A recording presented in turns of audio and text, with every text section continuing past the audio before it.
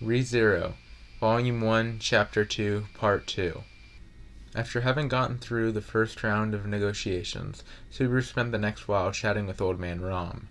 Given how interested Rom seemed to be in the media, Subaru mused to himself that gadgets were something men were fond of, no matter what world you were in. Whether it be your clothes or this, you've really got a lot of strange stuff on you, don't you? I mean, these things here are delicious. I know, right? Hey, wait! I thought you said a bite. Those are my corn chips. That's the last food I had on me. Oh, don't be so stingy. If you keep something as tasty as this all to yourself, you're gonna fall straight to hell, I tell ya. Oh, and you won't for eating all of them yourself?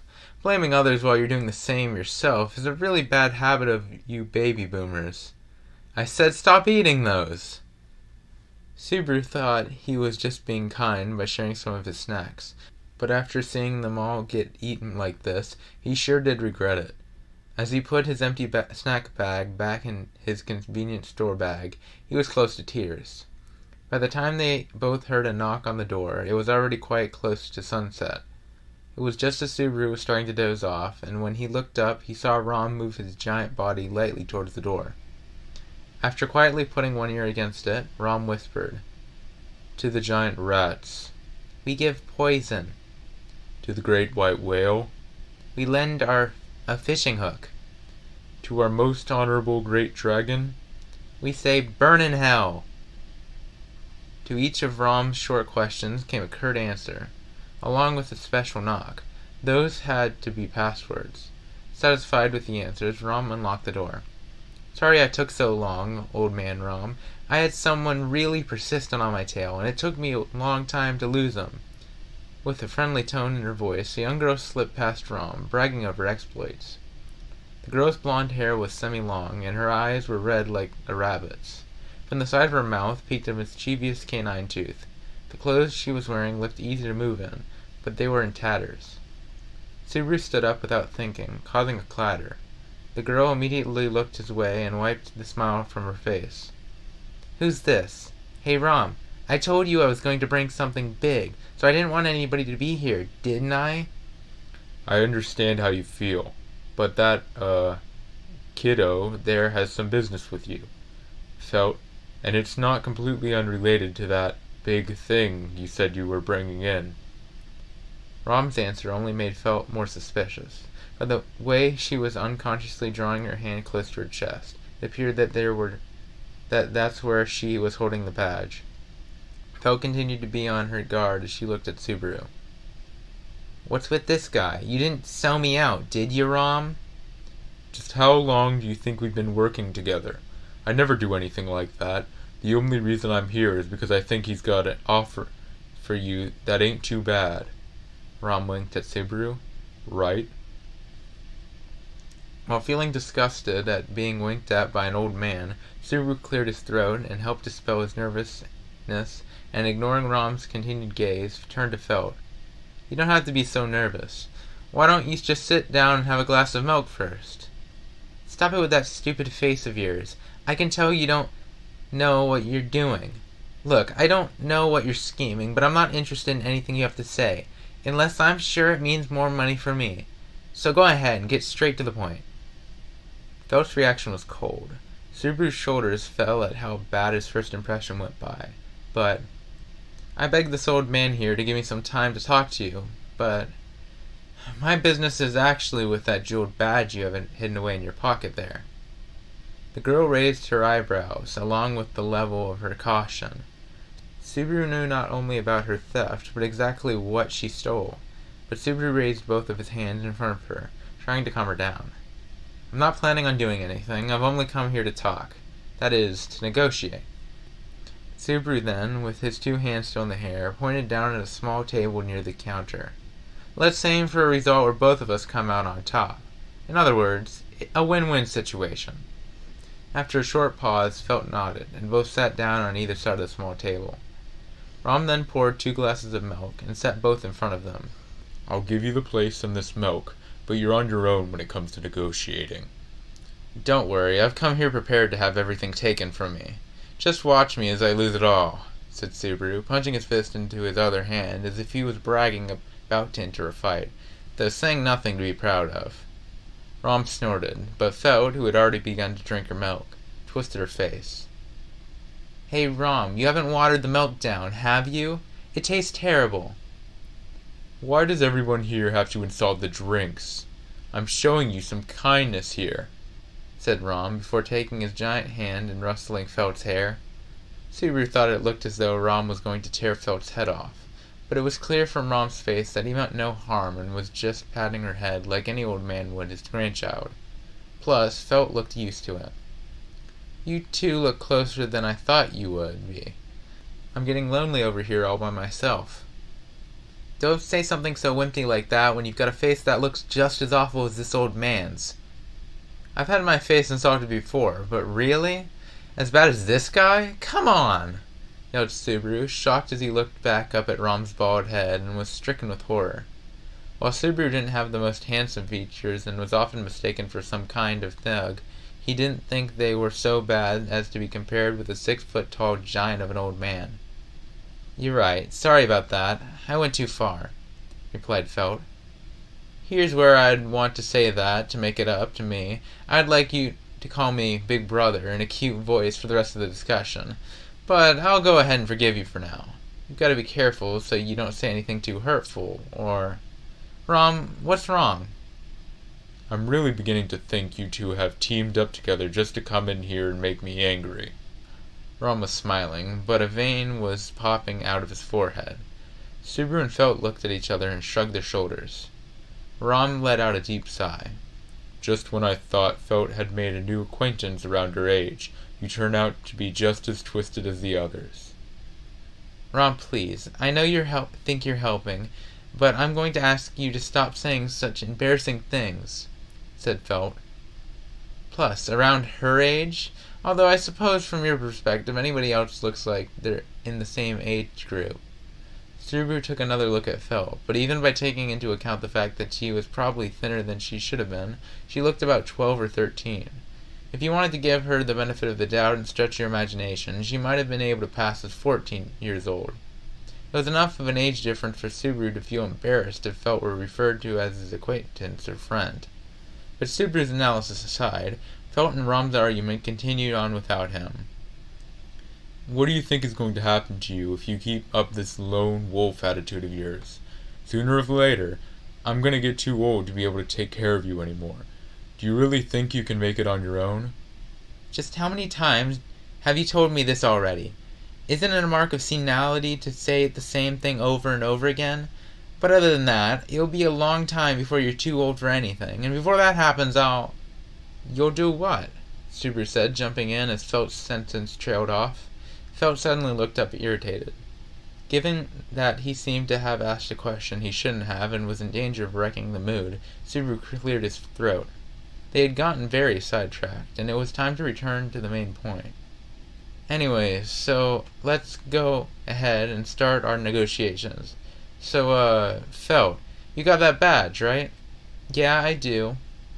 Subaru cut straight to the point, and in response, Felt answered honestly. Reaching into her breast pocket, Felt took out something and set it silently on the table. It was the badge that Subaru had been looking for. What first stood out to Subaru was a design on it that was in the shape of a dragon. The badge itself was about the size where it would fit easily in the palm of your hand. While Subaru couldn't exactly tell what material it was made out of, the design of the winged dragon was intricate, and in the dragon's open mouth was a red jewel that made it look very unique. Subconsciously, Subaru was drawn to the sparkle of the jewel in the badge's center. So? Felt's voice caught Subaru's attention and brought him back to where he was. She then slid the badge over to the edge of the table, as if to remind him that it still wasn't his yet. Now it's your turn to show me what you've got. As you can see, this is no ordinary badge, and I went through a lot of trouble to get it. If you can show me something that will match both the badge and my efforts, we can both be happy, right? Well, I see you're trying to test me with that evil-looking smile of yours. I'm sorry. I've only got one card to play. After all, you wouldn't have to look far and wide to find one as destitute as me. Subaru proudly threw out his chest, but Felt didn't look all that happy. The moment I say poor, everybody makes that face at me, don't they? Thought Subaru. But Subaru's feelings aside, he went ahead and played his only card. Subaru slapped his cell phone on the table, and just as he thought, Felt looked confused. However, that reaction was just the kind of thing he was looking for. Subaru started up the cell phone's camera and... "Take this! 9 frames per second. Continuous shooting." What? What are you... Hey, what's with that noise? Why is it so bright? A white light flashed and mechanical-like shutter sound went off several times at a rapid pace. Felt seemed like she had something to say about Subaru's terrible breach of manners, but before she could open her mouth, Subaru held the cell phone screen in front of her face. Upon seeing her own self on the screen, she opened her eyes wide and said, That's right. I made a copy of you.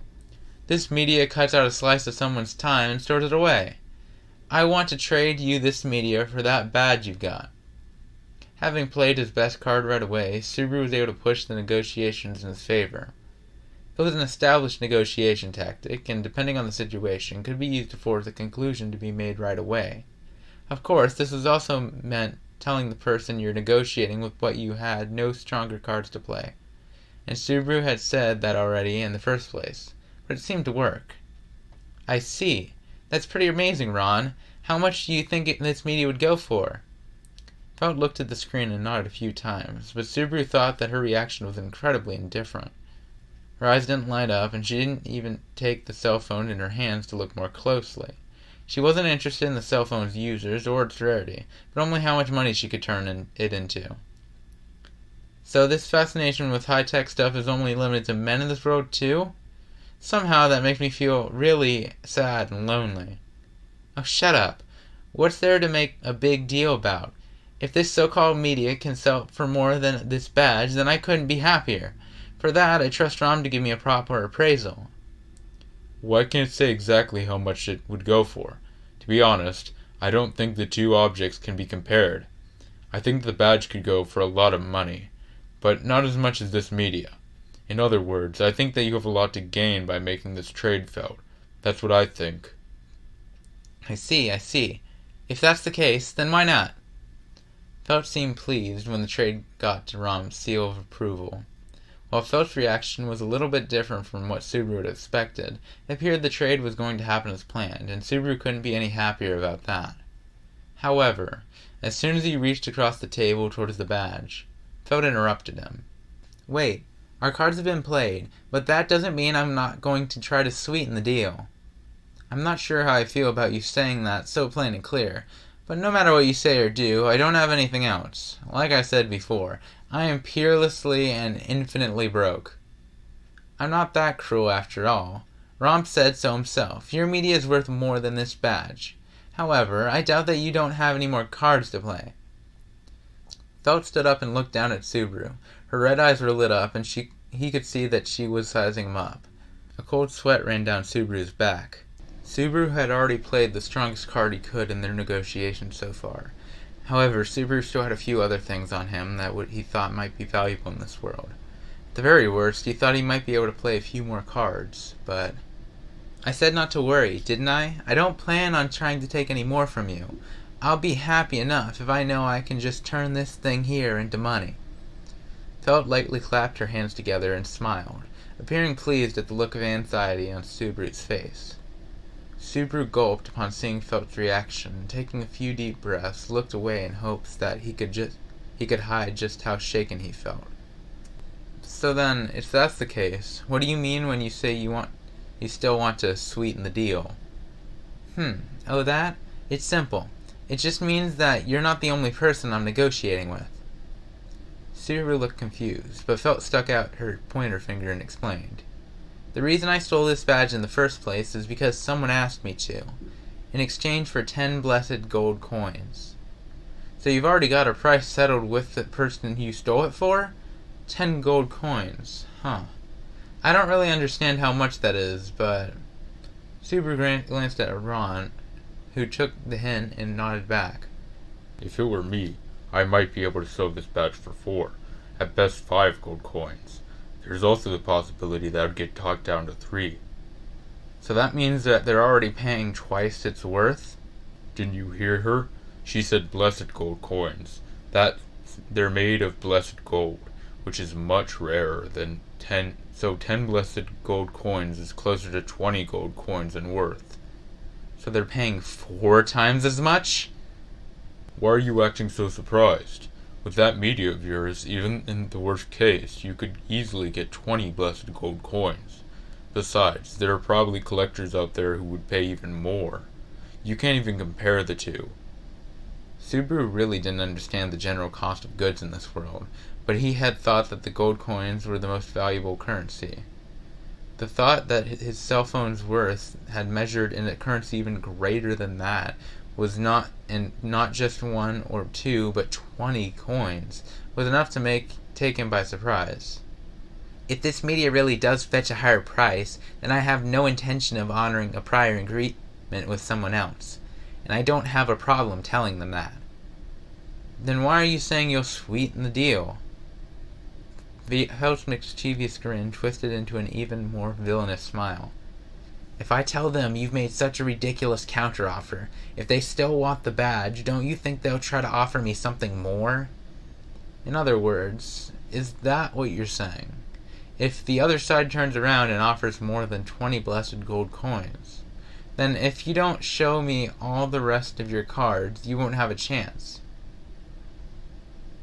Felt's villainous smile had become so villainous it had reached a breaking point, and become more like something refreshingly triumphant as she said those last words. On the other hand, with this ominous turn of events, Subaru's expression started to cloud over. So, when are you planning on meeting with this person who commissioned you to steal the badge? I assume you'll let me sit in on the negotiations, right? Of course, if I put you at too much of a disadvantage, I may end up losing some of the money there is to be made. But don't worry about the location. We're meeting here, Felt said, tapping the edge of the table with her finger, before leaning against the back of her chair and looking up at Rom. As long as old man Rom is around, most people will forget about using violence as an option. Just the thought of having to fight this scary old man sends shivers down your spine, don't you think? Felt looked at Subaru for agreement, and after one quick glance at Rom, Subaru nodded several times. On the other hand, Rom didn't seem too bothered about having that kind of opinion of him. You really can't do anything without me, can you, Felt? I worry about you. Would you like another glass of milk? I also have some other things that are a little sweeter. Rom has started to look like a grandfather who spoils his granddaughter like she was a little cute kitten. Rom looked thrilled as he poured another glass of milk for Felt. Subaru looked at the two of them and let out an exasperated sigh. Really, if you had already called that person here in the first place, were you planning on trying to negotiate the price with them even if I didn't show up? Of course I was. Just how much do you think I had to go through to steal this thing? What if poor little me had to meet up with them all on my own and got talked down on the reward? Wouldn't that be sad? Poor little me, huh? Felt was small and thin, and though from that outward appearance one might be tempted to describe her as such, given how strong and stubborn a personality she had, Subaru had a problem thinking of her as helpless. Thinking back to when Felt had run away after stealing the badge, she had left Subaru for dead as he was being assaulted by those thugs. Remembering that episode left Subaru a bit angry, so he couldn't help but bring it up.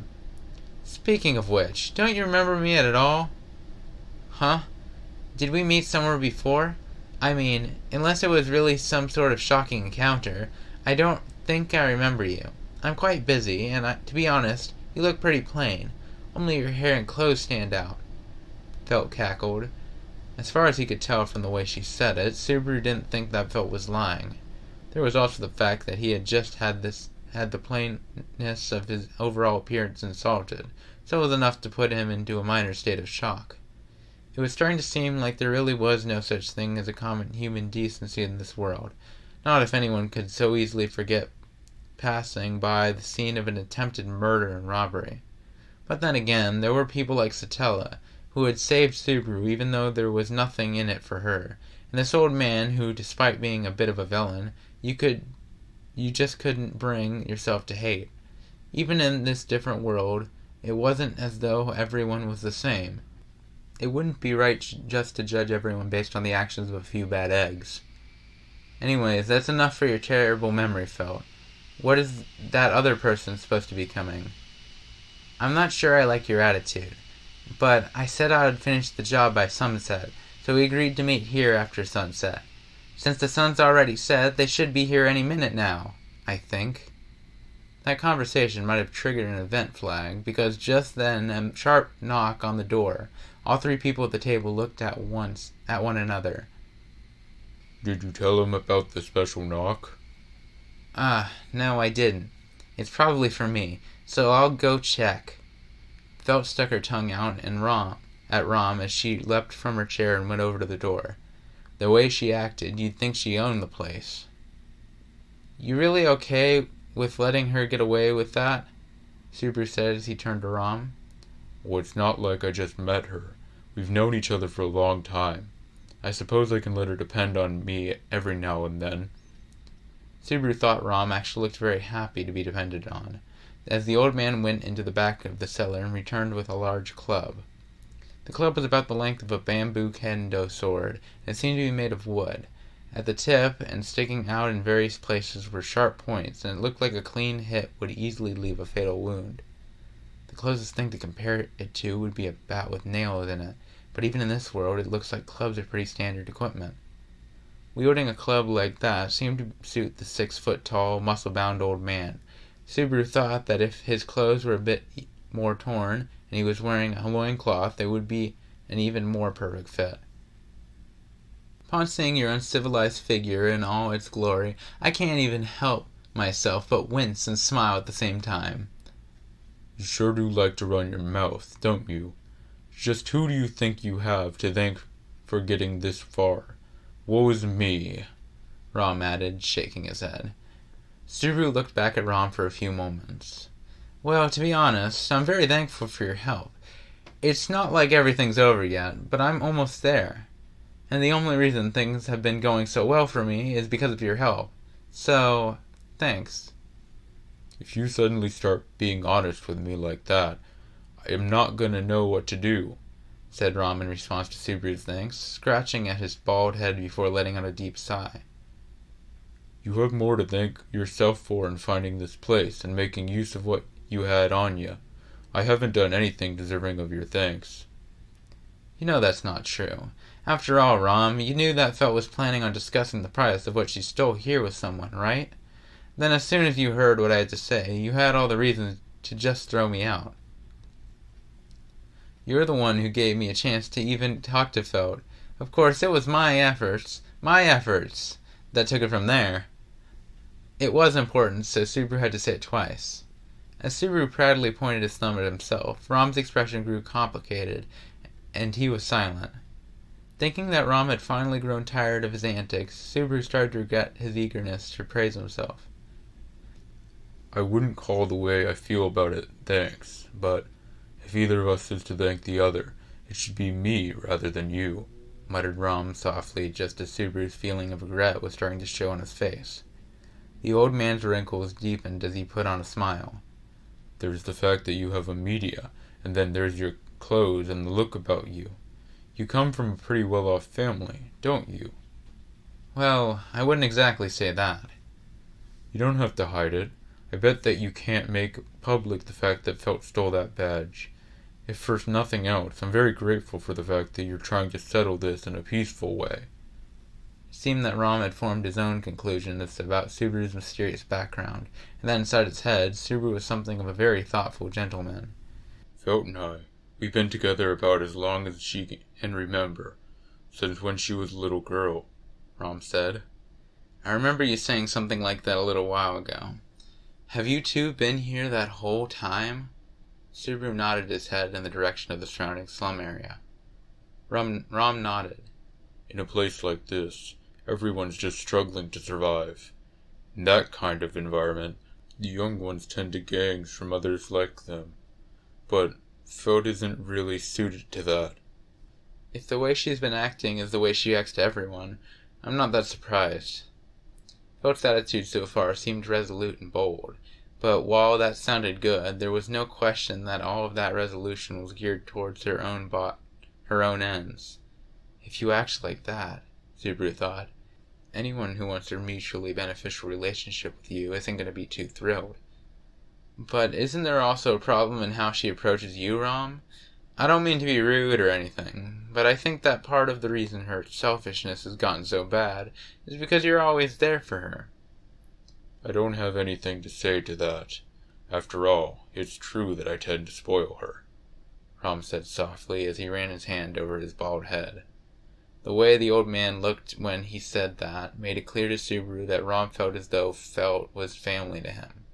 They probably weren't related by blood, but at least from Rom's side, there was a clear bond between them. Well, I hope it's not a one-sided sort of thing, Subaru muttered, without being clear on who the subject was. But Rom must have heard, because he whispered, I don't mind, even if that's the way it is. Actually, it'd be best if it were that way. But just then it looked as though their time was up. What are you two doing, muttering to yourselves? It's creepy, so cut it out, said Felt, annoyed, as she returned. Behind Felt, who was doing a terrible job of putting on a fake smile, was one other person. I was right. It was for me. We're over here. Would you care to take a seat? Felt motioned, pushing Subaru aside, and turned back to the person behind her while attempting to be courteous. When Subaru looked up, preparing himself to face the next person who he was going to have to negotiate between, he was a little bit surprised. Felt had invited him in an incredibly beautiful woman. She was very tall for a woman, about the same height as Subaru, and she looked as though she was in her early 20s. The beautiful woman had eyes that angled down towards their edges, and she had a certain calmness about her. One thing that stood out about her in the darkness of the loot cellar was the almost sickly whiteness of her skin. She was wearing a black coat, but the front was open, and you could see that her clothes underneath were also black, and were tightly fit against her skin. While she was fairly thin, she definitely had curves where they should be, and a very nice body overall. Like Subaru, the woman also had black hair, which seemed to be very rare in this world. Her hair was tied in a braid that reached all the way to her hips, the tip of which she was twirling around in her fingers. In short, she was a bewitchingly beautiful older woman. For Subaru, who had no real experience being around women, even in his own world, seeing a woman like this was so new to him that he could not help but feel extremely nervous. Having already lost his cool, Subaru followed Felt's directions and gave up his chair without any complaint. Felt took that seat, and Rom took the seat to the left of her. Subaru just stood to Felt's right, unable to hide his nervousness. With so many people awaiting her arrival, the woman didn't seem upset, but she did look puzzled. I get the feeling that there are a lot of unrelated people here. I just can't let myself be in a position to be talked down on price, you know? It's the wisdom of the weak. Anyway, Subaru, go fetch us some drinks. Felt motioned to Subaru with her hand, like she was ordering a servant around, but Subaru couldn't bring himself to talk back, and so went behind the counter and picked out some relatively clean glasses, filled them with milk, and came back to the table to set them down. The woman said, "Thank you," to Subaru before looking him up and down. I understand the old man being here, but who is this? The woman must have been able to tell by Subaru's demeanor that he was not very used to the place. Rather than being wary of him, she had posed a simple question. In response, Felt smiled her evil smile. This guy? He's your rival. He's come to negotiate as well, she declared, and her process of sweetening the deal began. I see. I understand what's going on now, said the woman before taking a sip from her glass and licking off the milk left on her lips. The woman, who went by the name of Elsa, gave off an air of eroticism in every move she made. While Felt was explaining the current situation to Elsa, she turned her glance several times towards Subaru, which made him so flustered he could hardly handle it. That's the way it is. So now we'll start the bidding. I don't really care who walks away with this badge, so it'll go to the one who can offer me the best deal. That's a nice attitude have there. I can't say I dislike it. So how much did that boy over there say he would pay for it? Elsa originally said that she would pay 10 blessed gold coins. If Subaru was going to compete with her offer, she must have thought that he had offered more money. Thinking that it would be better to not take a wait-and-see approach, he took out his cell phone for the third time and demonstrated its use. A flash lit up the inside of the cellar, and Elsa's image was captured by the device. Elsa raised her eyebrows in response to Subaru's sudden actions, but Subaru immediately showed her the screen. What I have to offer is this media. It's a rare item, and it's probably the only one in this entire world. According to this muscular man, it should sell for over 20 blessed gold coins. A media, Elsa said, staring at herself on the screen and slowly nodding. With this, Elsa should have realized that Subaru was looking to barter for the badge, not pay outright, and that his offer was not a bluff. Elsa took a small leather bag out of her pocket and placed it on the table. In the bag was probably the payment she had prepared for the badge. Subaru could hear the sound of heavy metal objects clanging together as she set it down. Felt fixed on the bag with her eyes like a curious cat as Rom wordlessly reprimanded her.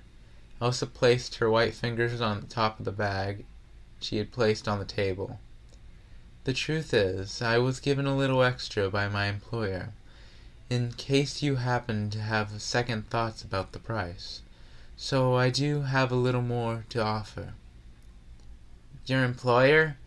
So you're just following someone's directions to pick up the badge? Asked Subaru. That's correct. The one who wants the badge is not me, but my employer. Are you, by chance, involved in the same sort of work I am? If that were the case, then that would mean you'd have to be unemployed. So, this unemployed kid over here is saying he'll pay a much higher price than you offered. Just how much is your master willing to pay? Asked Felt, challenging Elsa. Elsa silently opened the mouth of the bag and turned it over. What came tumbling out were several shining blessed gold coins. Felt's eyes sparkled as she saw the coins layer on top of one another, and even Rom made a sound in his throat. Subaru was more concerned with the number than the coins themselves. If he counted correctly, 20 gold coins exactly, said Elsa. This is all that my employer has given to me. This is what they decided would be enough to pay for the badge. But am I correct in thinking their estimates may have been a little off? Asked Elsa, directing her question at Rom rather than Felt. After counting the coins, Rom gazed down at the nervous-looking Subaru, and then smiled. There's no reason for you to act like such a baby. You should be embarrassed. Aren't you a man? It's true that 20 blessed gold coins is an outrageous amount. However, I remember saying that in the worst case, your media should sell for 20 gold coins. In other words, it's worth more than that. Rom took his giant calloused hand and roughly patted Subaru on the head. The way I see it, the negotiations lean in favor of the kid. No offense to your employer, but it looks like you're gonna have to bring their money back, Rom said, shoving the coins back towards Elsa. Subaru let out a cry of excitement. Felt threw her hands up in the air to signal that she didn't have a problem with the decision, and Elsa shrugged, but did not look all that displeased herself. Subaru followed up with a triumphant pose, but that exaggerated action just made him stand out from the crowd. What? I'm happy, all right? Let me be. This is the first time I've actually accomplished something here. What's wrong with a little celebration? Said Subaru, embarrassed. I didn't say anything. If you want to celebrate, then celebrate. As long as I get my money, I'm happy, said Felt. My employer doesn't actually need that badge, so I don't have any reason to beg you to reconsider, added Elsa. Both Felt and Elsa seemed uninterested in Subaru's antics. However, while Subaru wasn't so mean-spirited that he was hoping for Elsa to beg and plead, he found it strange how disinterested she seemed, despite the negotiations not going her way. Well, I'm sorry, Elsa. I imagine your employer is going to be angry at you. There's no helping it. It would be different if I failed because I was the one who made a mistake. But in this case, it's my employer's fault for thinking that they would be able to get away with paying so little for the badge. But when you plan for as much as 20 blessed gold coins, and that turns out to not be enough, that's going to be tough, remarked Rom. Well, I guess it just means that my luck is in full swing. Does this mean that my era of greatness has finally come? Felt laughed, oblivious to the mood, in contrast to the two males who were showing sympathy for Elsa. Either way, Subaru had managed to complete one of the goals he had come here. Without having to fall back on a plan B, it looked as though there was a glimmer of hope that would be able to pay Satella back. Normally it would be best to report to Satella that Felt and Elsa were the ones responsible for the theft, but Subaru didn't have it in him to do anything that might result in either of them getting locked up. It had been simple opportunism. Well, as the negotiations did not go in my favor, I think I'll take my leave now. Elsa stood up and gulped down the last of her milk. Again, she used her tongue in an erotic way to lick up the last few drops of milk before looking at Subaru.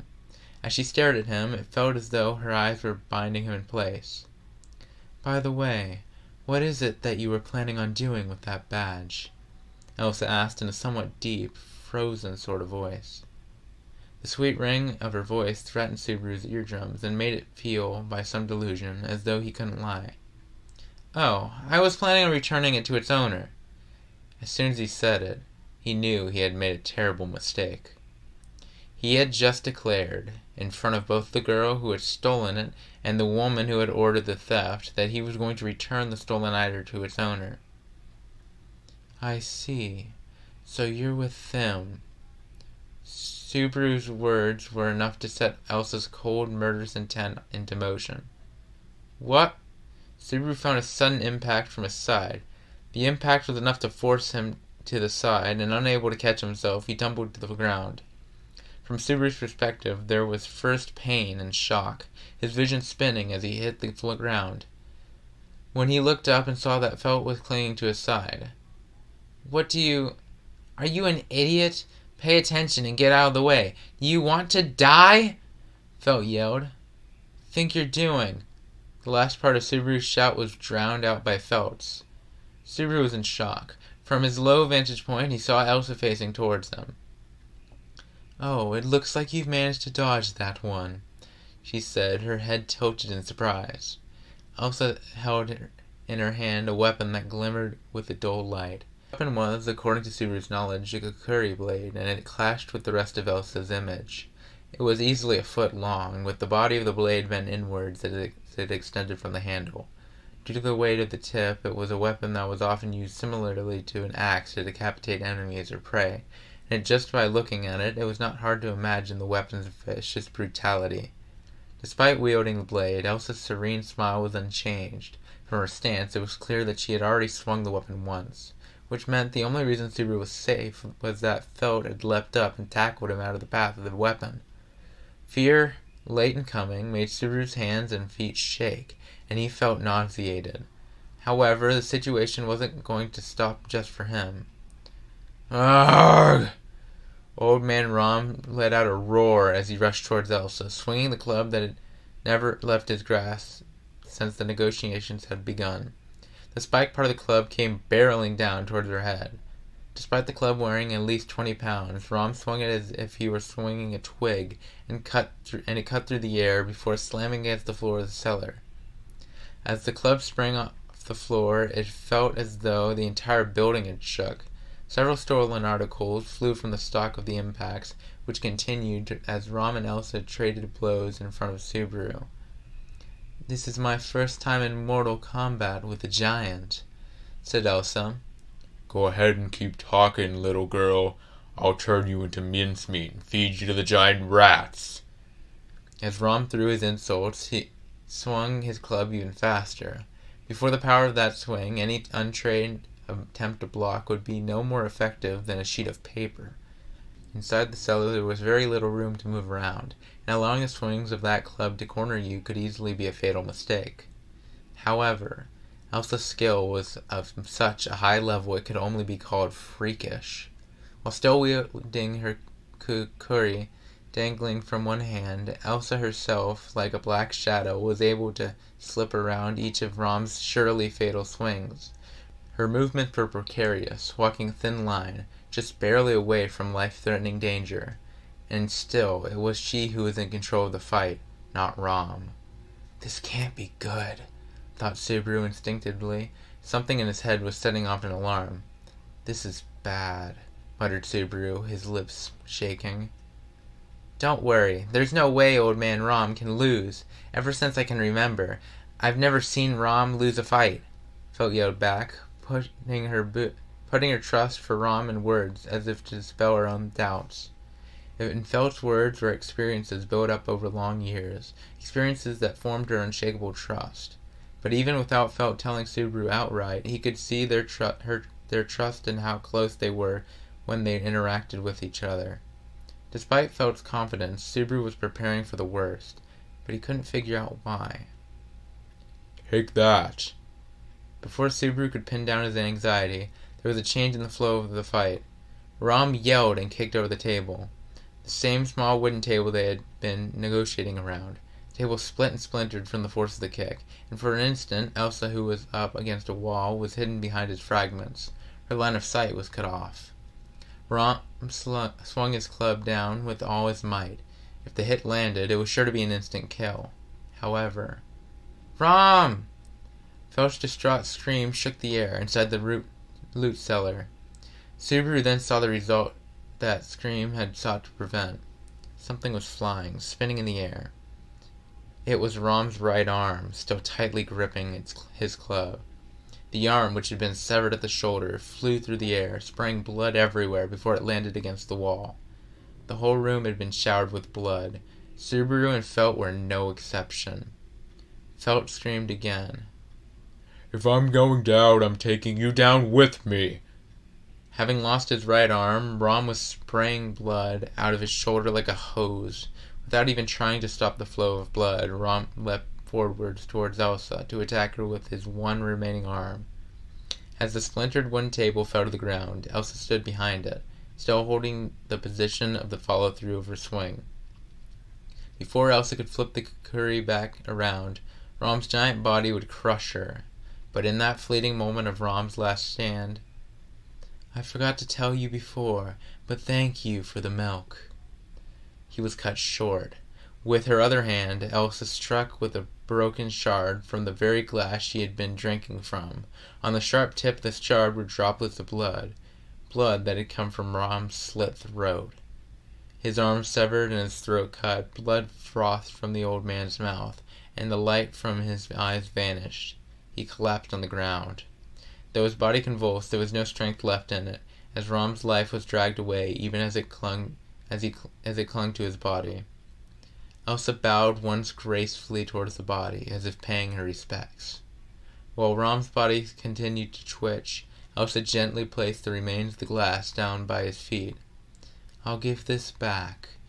I don't need it anymore, she said coldly, before twirling her curry around in her hand and pointing its red-stained tip towards Subaru and Felt. However, Subaru still collapsed on the floor, was unable to say anything. All Subaru's thought processes had been arrested by the slaughter that had taken place before his eyes. Someone that he had been talking to just a few minutes ago was now dead. Dead not by sickness or an accident, but killed by the actions of another, plain and simple. Ah, I see that you're the one with the courage, Elsa said, impressed, and Subaru, still unable to move, looked up. While Subaru was still in a state of shock, Felt had stood up and was slapping her legs to keep her knees from shaking. She then pushed back her blood-soaked hair. How dare you! Subaru was behind Felt, so he could not see her expression. However, it was clear from her voice that she was not choking back tears. If you put up too much of a struggle, you only end up hurting more, said Elsa. I bet you still plan on killing us, even if we didn't fight back. You psycho! If you move too much, I won't be able to make a clean cut. I'm not all that skilled with a blade." As Elsa said this, she twirled the kukri around and pretended as if she were practicing the proper cuts to butcher Felt. But Felt was empty-handed. There was no way that she could win. In his mind, Subaru had reached the conclusion that he should cry out. He needed to distract Elsa, even if for only a little bit, to allow time for Felt to escape. If he could just give her time to call for help, or even just escape on her own. But even though Subaru had made his decision, he couldn't stop his body from shaking.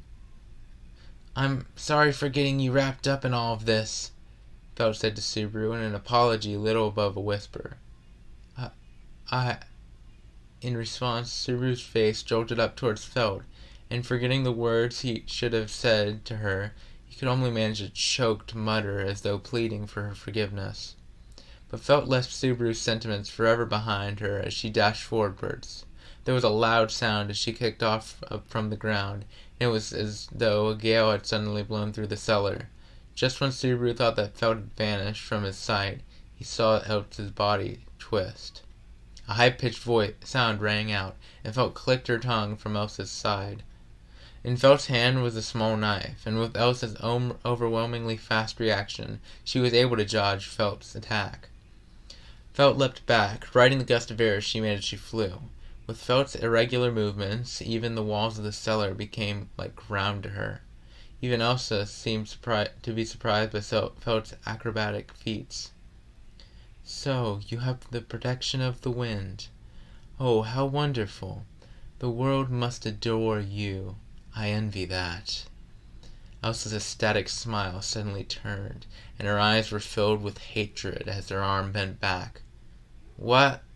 Felt was cut down in midair by a slice that extended across from her shoulder, and unable to catch herself, she hit the ground and entered a roll. The opening of the wound cut across her chest from the left shoulder to her right underarm, and it was so deep it cut through bone into her very organs. Ending her roll face up, with every beat of her heart, Felt spewed blood like a fountain, and it was clear that she had already lost consciousness from the pain and shock of the cut. She didn't move an inch. In just a few seconds, the flow of her blood lost its pressure, silently signaling the end of her life. Subaru could not move. He wanted to go to Felt's side and try to stop the bleeding. If it was too late for that, then he at least wanted to close her eyelids. But Subaru's arms and legs rejected his plea, and he could do nothing but shiver shamelessly. "The old man and the girl are both down, but you won't move. Have you already given up?" Elsa said in a tone as though she pitied him, with eyes that looked bored. All she had to do was walk a little closer and strike a single time with her knife. That much was obvious to her, hence her bored look. In Elsa's movements was not even the slightest hint of hesitation. It even seemed as though she were trying to hold back a yawn. In response to Elsa's attitude, Subaru felt an uncontrollable anger welling up inside him. The two people fallen in front of him were people he had met just under an hour ago, but they had not only talked, they had bared emotions to one another. To take those two people and kill them, and to feel no guilt whatsoever, was to Subaru absolutely unforgivable. Furthermore, he could not forgive himself. He had just watched as both of them were slaughtered by this vile woman. "So, you finally gotten to your feet. It certainly took you a while. I doubt you'll entertain me much, but it could be worse." The anger welling up inside Subaru, though far too late, finally gave him the power to move his arms and legs. His limbs still shaking, Subaru slowly pushed up against the ground and was somehow able to stand up, though his movements were almost animalistic. Was his shaking due to fear or anger? Or was it both? Subaru didn't care. Facing Elsa and her kukri blade held at the ready, Subaru charged forwards with all his strength and spirit, teeth bared. He would fly at her and beat her down, pushing his own strength past its limits. But that mad rush of Subaru was pathetic. brought to a swift end as Elsa elbowed him directly in the face. As she spun around, using the least amount of movement necessary, she struck Subaru with her elbow, and he was reeling. Elsa, still in her spin, traced an arc with one of her long legs and landed a kick. Subaru was thrown back into a shelf filled with porcelain and came crashing to the ground. In one single round of attack, Subaru had both his nose and front teeth broken. His side, which took the brunt of Elsa's kick, was in terrible pain, and he could feel that a number of his ribs were broken. But still, Subaru shoved his fist against the ground and immediately stood back up. Subaru's brain had already started excreting endorphins and was rejecting the pain, which was greater than any Subaru had felt before. In this aroused state, his breathing abnormal, Subaru launched another mindless attack. But he was again struck back. Subaru's flailing arms could not reach Elsa, and with her flowing limbs she struck Subaru with the blunt side of her blade, breaking his left shoulder. Then, as if she was annoyed by having to listen to his screams of pain, she threw in a kick straight up into his jaw, which immediately shut him up. It also succeeded in knocking out the rest of Subaru's broken front teeth. Elsa looked down at Subaru as he tumbled to the ground. "You're no good at all. You're just as inexperienced as you look, and your movements are all over the place. You don't have any divine protection or any special skills. I thought you might use your head and have some trick up your sleeve, but I see you have nothing. Just how did you ever think you could stand a chance against me?" Shut up. It's called being stubborn. You think I'll just take this lying down? Subaru's nose was broken, so he couldn't even make a proper comeback. Thanks to the last counterattack, Subaru couldn't use his arm anymore. Everything from his left shoulder down was dangling limply. He couldn't feel any pain, but the ringing in his ears was getting unbearable. He was intensely nauseated, and it felt as though his anger was seeping away out of his mouth. Subaru was beaten. He could never win. His chances of even landing a hit were minuscule. "Well, I'll admit that you've got at least an unusually high amount of determination. If you had gotten yourself up a little earlier, there might have been a different outcome for these two." With the tip of her knife, Elsa pointed to the two bodies lying abandoned on the floor. As Subaru followed Elsa's motion and looked at the corpses, he suddenly felt a strange feeling come over him. Why? Why did he feel that he had seen all of this before? The loot cellar, with its floor a sea of blood, the giant corpse with a missing arm, the dull glint of a reddish blade. In the back of his mind, a thought shot through him like lightning. "Let's put an end to all of this. I'll send you off to go meet the angels." Elsa licked her red lips, and with a sensual smile vanished into the darkness. Whether or not it was by some trick, to Subaru it looked as though Elsa had sunk down into the shadows of the cellar. Subaru looked left and right, unable to find Elsa. Where are you?" Subaru began to panic, looking this way and that, listening as hard as he could for any sound. He looked like the prey of a ferocious predator just waiting to be devoured. From Elsa's perspective, nothing could make her less excited. But that just made her want to get it over with even more quickly. So in a brilliantly direct slice... What? As soon as Subaru realized that the attack was coming for his abdomen, he managed to get clear with not a hairbreadth to spare. Subaru jumped back, pulling his stomach in, so that the horizontal slash only just grazed him. The skin of his abdomen was sliced open. Subaru gritted his teeth and bore the sharp pain. "Ah!" Then, with all of his might, Subaru was able to strike Elsa's upper body from the side with a spinning kick. As Subaru twisted himself and landed his critical hit, he was able to confirm that he had been able to retaliate at least once. However, that one was very satisfying, Elsa said, as with a second kukri she had drawn from her waist, she sliced about 70% of the way through Subaru's abdomen with her other hand, spilling out his blood and guts. "Huh?" Subaru took 2 steps back, and as his shoulders brushed up against the wall, He slid down against it and fell to the floor. As Subaru looked down, he could see the blood flowing out of his abdomen and staining the floor bright red. With a shaking arm, he tried uselessly to return the blood, but the bloody clumps of tissue spilling out of his stomach pushed his hand away. "Are you surprised? I opened up your stomach as you rushed me.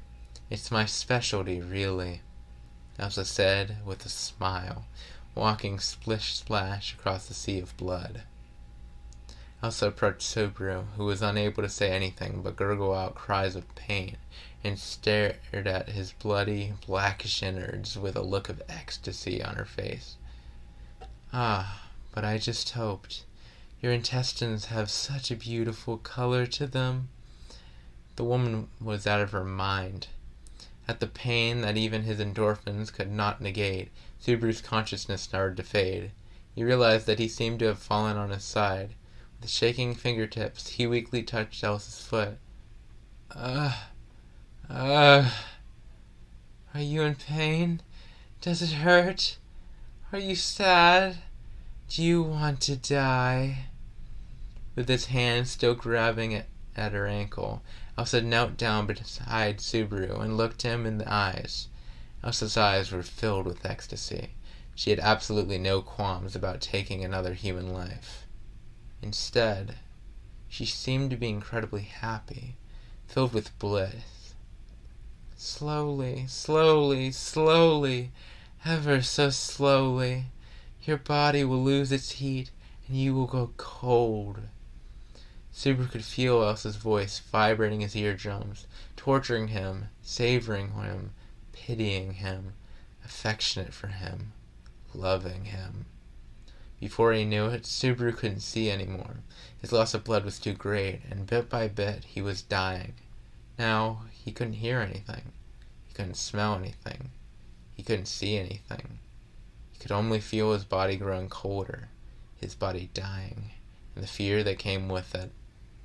In this space, not knowing exactly when the light of his life would be extinguished, Subaru could not separate himself from the fear of death. "When will I die? When will I die? Am I still alive? Am I not already dead? How do you define life? Can you even say that I'm alive in this state? Lesser than any insect. What is life? What is death? Why is dying so frightening? Is it really necessary to live? No? I'm scared. I'm scared. I'm scared. I'm scared. I'm scared. I'm scared. I'm scared. I'm scared. I'm scared. I'm scared. I'm scared. I'm scared. I'm scared. I'm scared. I'm scared. I'm scared. I'm scared. I'm scared. As an absolute and unconditional death grew even closer, Subaru's mind instinctively rejected it. At the end, that rejection filled everything that Subaru was, and as his vision widened out, he thought, I'm dead.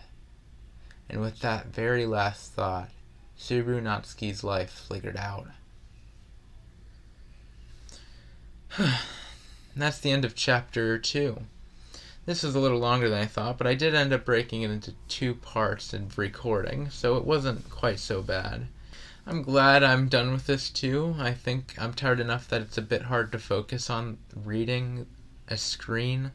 I don't know if the book version would be any better, but, well, anyways. I like how this very well described his death and just how, all the details about how it felt for him. I don't know if that was all explained in the anime. I think it was a bit, but just more detail on the matter felt really fulfilling. Knowing exactly, maybe not fulfilling, but knowing exactly what he went through and what exactly happened.